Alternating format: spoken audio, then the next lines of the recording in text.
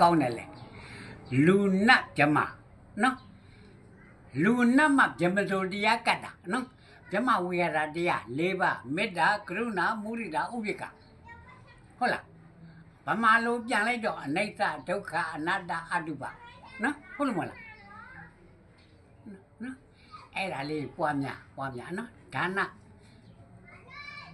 ဒီလိုပြုတာဒါနလို့ခေါ်တယ်တို့ဒီလိုကိုယ်လည်းကိုဒီဘက်နှာခေါင်းကအေးပြီးတော့ဝန်းသွားတယ်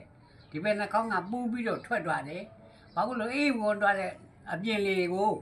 အေးဝန်းသွားတဲ့လေကလည်းပြန်မထွက်ဘူးပူးပြီးဗိုက်ထဲထုတ်လိုက်တဲ့ရေလေကပူးပြီးတော့ထွက်သွားတဲ့လူဥစ္စာလည်းပြန်မဝင်ဘူးအနတ္တတရားဆိုတာနော်ဒါပဲ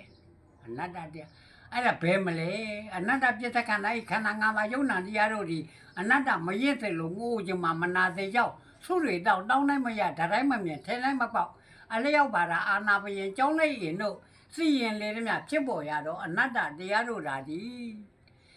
နော်သွားဟန်လာဟန်ပြုံးဟန်ရဲဟန်တဏ္ဍာတုဆိုမြင်ရပါတော့လေသံဃာမတွေ့ခေါ်ရမထု